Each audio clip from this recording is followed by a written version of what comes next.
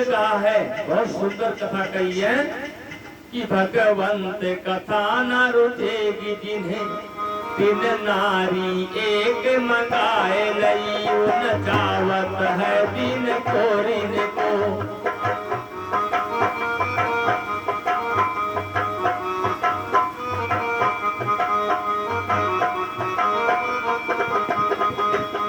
ये गीत जो हम गा रहे हैं, ये गीत इस पे है कि एक गुरु जी थे और एक शिष्य थे, दोनों साथ में जा रहे थे। तो वहां एक वैश्या का नाच गाना प्रारंभ होने वाला था। तो गुरु ने कहा अपने शिष्य से कि बेटा थोड़ी देर के लिए यहाँ ठहर जाओ, तो नाच का भी आनंद यहाँ लेते चले। तो गुरु जी ने कहा, शिष्य ने कहा कि गुरु जी यहाँ तो वैश्या का नाच होने वाला है, यहाँ आप क्या करोगे, आप तो संत महापुरुष हो। तो गुरु ने कहा कि हम तो संत हैं, कहीं भी जाते हैं, चाहे दुष्ट हो, चाहे असुर हो, चाहे देव हो, चाहे दानव हो, चाहे सज्जन हो, हम सबसे जो हमारे लायक होता है उसको हम सीख ले लेते हैं, जो हमारे लायक नहीं होता उसको कान से बाहर निकाल देते हैं, चले जाते हैं। तो वहाँ मुनिवर जी ठहर गए। थोड़ी देर में वैश्या का और रंगारंग कार्यक्रम प्रारंभ हो गया, नाच गाना स्टार्ट होने लगा। और पहले चलता था बाजा, मृदंग पर चलता था, कुछ लोग जानते होंगे, नए लोग तो नहीं जानते हैं। मृदंग बाज चलता था और मंजीर चलता था। तो जब गुरु जी वहां से चलने लगे तो गुरु जी ने कहा कि चलो बेटा यहाँ से। शिष्य ने कहा कि हे गुरु जी, मुझे नहीं मालूम है कि आपने यहाँ क्यों खड़े हुए, क्यों चल दिए, मेरे को समझ में नहीं आया। ये वैश्या ने एक गाना भी नहीं गाया।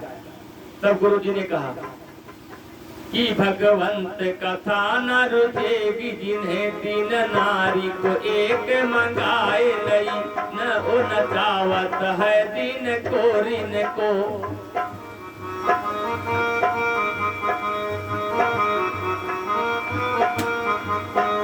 और यही नहीं है, मृदंग कहे धृग है, धृग है, मृदंग की आवाज धृग धृग में ही निकलती है।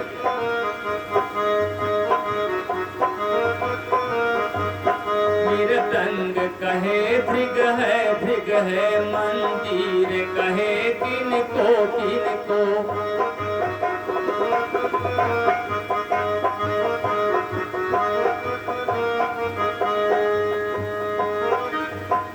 मंजीर कह रहा है कि किन लोगों को धिक्कार है, मृदंग तो कह रहा है कि धिक्कार है, धिक्कार है, धिक्कार है।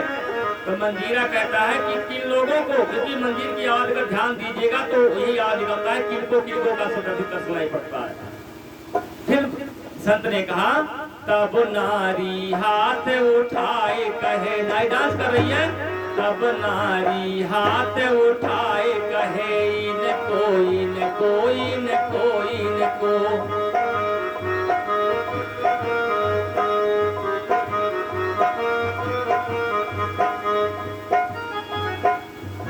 इसलिए संत लोग जो होते हैं वो अच्छी बातें ही सीखते हैं।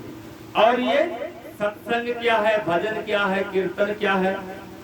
क्योंकि एक बार की बात है, कबीरदास जी सत्संग कर रहे थे और सत्संग करते समय आकाशवाणी हुई कि हे कबीर, तुम स्वदेश स्वर्ग में चले आओ।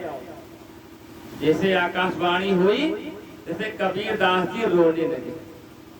तो कुछ शिष्यों ने कहा कि आखिर ये जब आकाशवाणी हुई है तो ये रो क्यों रहे हैं। तो कुछ संत पुरुषों ने कहा कि आखिर रोने का कारण क्या है, क्यों ना पूछ लेते हैं, कबीर साहब कहीं दूर तो है